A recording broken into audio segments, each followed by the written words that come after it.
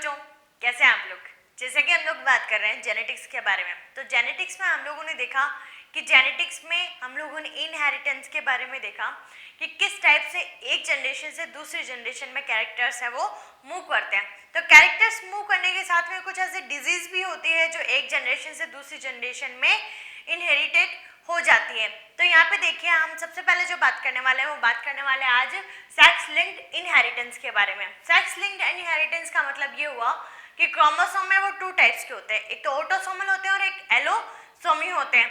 जो ऑटोसोमल होते हैं वो 22 क्रोमोसोम है, 22 पेयर जो क्रोमोसोम है उनको हम ऑटोसोम बोलते हैं। बाकी का जो 23rd पेयर रहेगा, मतलब एक ही पेयर रहेगा, उस पेयर पे क्या होती है, सेक्स क्रोमोसोम होती है। XX जो फीमेल के लिए रहता है, XY है जो मेल के लिए रहता है। यहाँ पे देखिए कि XX और XY। अब इन दोनों में देखिए कि एक X है वो डोमिनेंट है, मेल में एक Y है वो डोमिनेंट है, लेकिन एक X है वो क्या होता है, दोनों के अंदर रिसेसिव होता है और दोनों के अंदर ही प्रेजेंट होता है। तो इस तरह की कोई डिजीज जो दोनों ही X के अंदर प्रेजेंट हो, मतलब कि फीमेल के भी एक X पे प्रेजेंट हो और मेल में भी एक X पे प्रेजेंट हो, ठीक है, और ये एक जनरेशन से दूसरी जनरेशन में मूव करे, तो इसको हम बोलते हैं सेक्स लिंक्ड इनहेरिटेंस। तो यहाँ पे देखिए, the genes present on X chromosome may express in both male and female called criss-cross heredity। तो criss-cross heredity है, इसमें क्या होता है कि X क्रोमोसोम पे वो जीन प्रेजेंट है, वो डिजीज करने वाली जीन है वो प्रेजेंट है, जो मेल और फीमेल दोनों में अपना जो कैरेक्टर है वो क्या कर रही है, शो कर रही है, एक्सप्रेस कर रही है। उस एक्सप्रेशन में क्या होता है कि मेल है उसमें एक ही X क्रोमोसोम रहेगा, तो उसमें इसकी मतलब जो इसका कैरेक्टर शो होने की क्वांटिटी है वो क्या रहेगी, ज़्यादा रहेगी। लेकिन फीमेल में यहाँ पे 2 X क्रोमोसोम होते हैं और एक ही X क्रोमोसोम पे कितने होते हैं, 20 टोटल यहाँ पे कुछ जीन्स होती है एक क्रोमोसोम पे। तो जो X है उस पर 20 के लगभग कैरेक्टर्स है वो लिखे हुए हैं, उनमें से एक भी अच्छे से यहाँ पे रिप्रेजेंट होगा, तो यहाँ पे ये मेल होगा वो कैसा होगा, इन्फेक्टेड होगा। लेकिन फीमेल में ऐसा केस नहीं रहेगा, फीमेल में यदि एक X में प्रेजेंट है तो वो आने वाली जनरेशन में जा सकता है, वो फीमेल कैसी रहेगी, नॉर्मल रहेगी। यदि आप बात को समझ में नहीं आ रही तो मैं आपको ये डिटेल में आपको पढ़ाने वाली हूँ, वहीं आपको ये चीज़ समझ में आ जाएगी। तो यहाँ पे देखिए, ओनली ऑन Y क्रोमोसोम है उस पर कोई डिजीज होगी तो वो खाली मेल्स में होगी, बाकी X क्रोमोसोम पे होगी वो फीमेल और मेल दोनों के ही अंदर होने वाली है। तो यहाँ पे देखिए, जो सबसे पहले डिजीज है उसके बारे में बात करते हैं, कलर ब्लाइंडनेस। ये जो कलर ब्लाइंडनेस है जिसको डॉल्टिज्म भी कहते हैं, क्योंकि डॉल्टन के नाम पे ही डॉल्टिज्म है वो नाम रखा हुआ है। उसके बाद में इसको CVD भी कहते हैं। CVD की फुल फॉर्म होगी यहाँ कलर विजन डेफिशिएंसी, ठीक है, और इसको कलर ब्लाइंडनेस को सबसे पहले डिस्कवर करने वाले थे वो थे हॉर्न्स, तो आपको हॉर्न्स का नाम भी ध्यान में रखना है। अब यहाँ पे देखिए आप कि जो कलर ब्लाइंडनेस है वो कलर ब्लाइंडनेस है वो X लिंक्ड रिसेसिव ट्रैक्ट पे प्रेजेंट है, मतलब कि यहाँ भी X पे और यहाँ पे X पे एक X क्रोमोसोम पे एक क्या डिजीज है, इसके कैरेक्टर है वो है। अब इनके होने के साथ में क्या होगा, मेल में तो इसके मतलब ज़्यादा होगा, मेल में इसकी डेफिशिएंसी ज़्यादा होगी, मतलब कि मेल में एक ही X क्रोमोसोम होता है तो उसके अंदर यहाँ पे रोग है वो ज़्यादा शो करेगा, और फीमेल में है ये क्या होगा, कम होगा। और मे बी कैरियर में भी क्या हो सकती है, ये एक जनरेशन से दूसरी जनरेशन में ले जाने वाली जो करियर होती है वो करियर का काम कर सकती है, ठीक है। उसके बाद में देखिए, दिस डिजीज पेशेंट कितने हैं, 250 मिलियन, 250 के लगभग यहाँ पे ये जो इस डिजीज के पेशेंट है वो देखने के लिए मिल सकता है। उसके बाद में देखिए यहाँ पे रीजन दे रखा है कि भाई रीजन क्या होता है कलर ब्लाइंडनेस का। कलर ब्लाइंडनेस का रीजन ये होता है कि आप लोगों ने रेटिना का नाम सुन रखा होगा, जो लाइट सेंसिटिविटी है, या हम बोले कि हमें कोई चीज़ दिखाई देती है, वो दिखाई देने का जो रिफ्लेक्शन है वो कहाँ जाके होता है, रेटिना पे ही होता है, ठीक है। जो भी प्रतिबिंब बनता है वो कहाँ बनता है, रेटिना पे बनता है। उस रेटिना के ऊपर यहाँ पे 2 टाइप की सेल्स होती है, एक तो कॉर्न सेल होती है और एक रोड सेल होती है, जिसको शंकु और शलाका भी कहा जाता है हिंदी में। तो जो कॉर्न सेल होती है, उस कॉर्न सेल में क्या होता है, कलर वाले पिगमेंट होते हैं, मतलब जो चीज़ हमें कलर को देखने के लिए होती है। लेकिन कि जो रोड सेल होगी उस रोड सेल में किसी टाइप के कोई कलर पिगमेंट नहीं होते, तो वो हमें अंधेरे में देखने के लिए और लाइट में देखने के लिए आपके वैसे तो आई टॉपिक में कंप्लीट था, लेकिन यहाँ पे आपके यदि ध्यान में है तो हम लोग देखते हैं कि हम लोग कोई थिएटर में मूवी देखने के लिए अंदर एंटर किए, तो एंटर करते ही हमें एकदम से कुछ भी नहीं दिखाई देगा, लेकिन थोड़ी देर के बाद में हमें वहाँ पे थिएटर में अंदर सब कुछ दिखाई देने लग जाता है, सीट्स वगैरह सब कुछ आराम से दिखाई देती है, ठीक है। तो वो क्या होता है कि जब कौन सेल थी, हम लोग बाहर थे, जैसे ही हम अंदर गए तो वो कौन सेल किस में कन्वर्ट हुई, रोड सेल में। तो इसके बीच का जो टाइम होता है वो लगभग 10 सेकंड के लगभग का होता है, तो 10 सेकंड में वो क्या हो जाएगा, टाइम में वो चेंज हो जाएगा।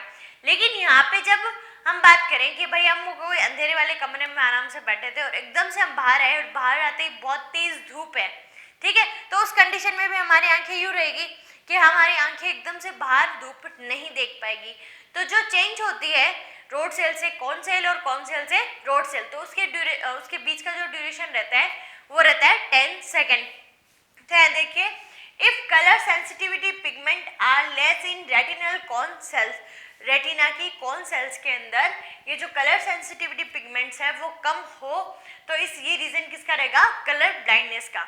और इसमें मेनली क्या होता है, इसमें ये होता है कि ग्रीन कलर और रेड कलर का, चाहे आप एक स्पॉट के फॉर्म में ही बात करें, ठीक है, एक स्पॉट भी वहां पे प्रेजेंट होगा तो भी वो कलर है वो उसको आइडेंटिफाई नहीं होगा, तो वो रेड कलर को नहीं पहचान सकता, ग्रीन कलर को नहीं पहचान सकता। मोस्टली तो ये दो ही कलर्स होते हैं, बाकी ब्लू कलर का भी इसमें रहता है। तो यहाँ पे देखिए कि जो रेटिनल कॉन सेल्स है इनके अंदर यहाँ पे क्लोरोलैब का मतलब ग्रीन कलर के लिए, ठीक है, साइनोलैब का मतलब कि जो ब्लू कलर को रिप्रेजेंट करेगी, और जो इरिथ्रोलैब है, इरिथ्रो वर्ड है वो रेड के लिए यूज होता है, साइनो वर्ड है वो ब्लू के लिए, और क्लोरो वर्ड है वो ग्रीन कलर के लिए। तो ये तीनों कलर को रिप्रेजेंट करने के लिए यहाँ पे क्या होती है, ये तीन है ना हमारे सेंसिटिविटी यहाँ पे प्रेजेंट होती है, सेंसिटिविटी पिगमेंट है वो प्रेजेंट होते हैं। तो ये तीनों के तीनों सेंसिटिविटी पिगमेंट्स यदि प्रेजेंट ना हो तो उस कंडीशन में कलर ब्लाइंडनेस होती है, ठीक है। फिर टाइप्स ऑफ कलर ब्लाइंडनेस दे रखा है, टाइप्स ऑफ कलर ब्लाइंडनेस भी इन्हीं तीनों पिगमेंट के बेस पे है। तो यहाँ पे देखिए सबसे पहला दे रखा है प्रोटोनेपिया। प्रोटोनेपिया का मतलब होता है जो रेड कलर को आइडेंटिफाई नहीं कर सकता। उसके बाद में यहाँ ड्यूटेरोनेपिया, ये होगा जो ग्रीन लाइट के लिए सेंसिटिव रहेगा, मतलब ग्रीन लाइट है वो नहीं एब्जॉर्ब कर सकता, देख सकता। फिर है यहाँ ट्रिप्टोनेपिया, ये होगा ब्लू लाइट के लिए, ठीक है।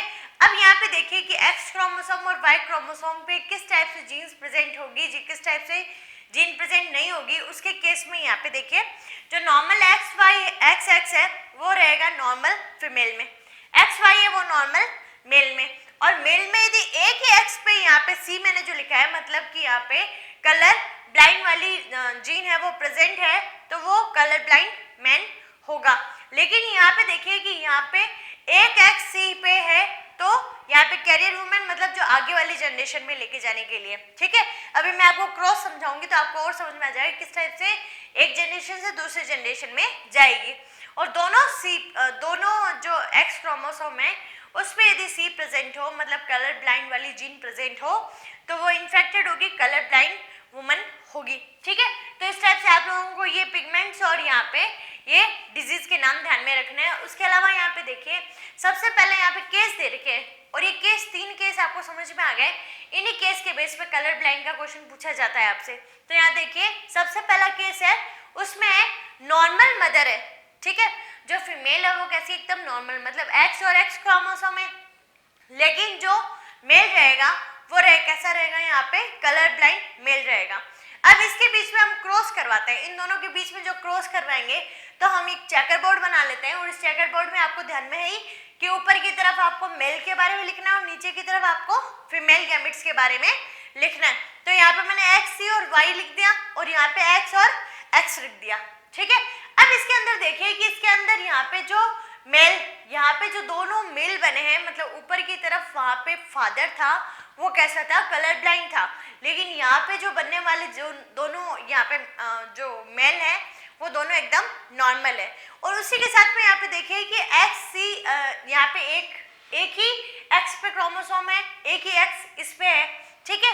तो ये वाली भी दोनों कैसी है, नॉर्मल है, बट नॉर्मल होने के साथ में ये कैरियर है, अगले जनरेशन में ये क्या लेके जाएगी, डिजीज को लेके जाएगी। तो यहाँ पे देखिए कि all childrens would be normal but the daughters would be carrier. तो एक जनरेशन से दूसरे जनरेशन में लेके जाने वाली कैरियर यहाँ पे हो सकती है, ये अपनी जनरेशन में तो कैसी रहेगी, एकदम नॉर्मल रहेगी। उसके बाद में देखिए केस सेकंड, तो केस सेकंड में क्या है, ये एक कैरियर वुमन ले लेते हैं हम लोग, ठीक है। इसका क्रॉस हम कलर ब्लाइंड मेन के साथ में करवाते हैं। तो यहाँ पे देखिए कलर ब्लाइंड मेन के साथ करवाया, तो यहाँ पे जो इस टाइप से आपको ये चेकर बोर्ड बनाना है, जो मेल है उसके आपने ऊपर की तरफ लिख दिया गैमेट और फीमेल के गैमेट आप लोगों ने नीचे की तरफ लिख दिए। तो यहाँ पे जो जनरेशन आएगी, इस जनरेशन में क्या होगा, हम बोलते हैं कि भाई इसमें 100% है वो क्या होती है, फीमेल्स होती है, 100% है वो मेल रहेंगे। तो इन 100 में से ये वाला जो एक है, मतलब कि यहाँ पे जो फीमेल है वो फीमेल कैसी है, कलर ब्लाइंड, ठीक है। उसके बाद में ये है, तो ये वुड बी कैरियर, एक जनरेशन से दूसरी जनरेशन में ले जाने के लिए। एक है वो कैसा रहेगा, कलर ब्लाइंड मेल रहेगा, और एक एकदम नॉर्मल मेल रहेगा। मतलब जो चारों के चारों बच्चे हैं वो चारों बच्चे अलग अलग कैरेक्टर अपना शो कर रहे हैं। उसके बाद में हम तीसरा केस देखते हैं। तो तीसरा केस यहाँ पे रहेगा कि एक कैरियर फीमेल है, इसका हम नॉर्मल मेल के साथ में क्रॉस करवाते हैं। ऊपर की तरफ दोनों तरफ कलर ब्लाइंड मेल थे, तो यहाँ पे देखिए कि नॉर्मल के साथ में करवाएंगे।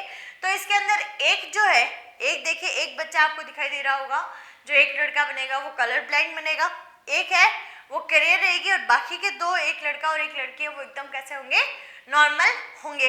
तो आपसे ये केस ही पूछे जाएंगे। इन केस के साथ में आपको यदि जो चेकर बोर्ड के साथ में क्रॉस अच्छे से करवाना आता है तो आप क्रॉस करवा के इनका आगे आने वाली प्रोजेनी है वो बता सकते हैं कि प्रोजेनी में किस में डिजीज होगी, किस में डिजीज नहीं होगी, कौन का केवल कैरियर होगा और कौन एक्चुअल में इन्फेक्टेड होगा। तो आप लोग इसको पढ़ सकते हैं। तो आप लोग अपना ये कंप्लीट कलर ब्लाइंडनेस है उसका नोट्स बना लीजिए। उसके बाद में हीमोफीलिया डिजीज है एंड 2 ऑटोसोमल डिजीज और रहे हैं आपके। तो खुश रहिए, मुस्कुराते रहिए और अच्छे से पढ़ाई कीजिए। Thank you.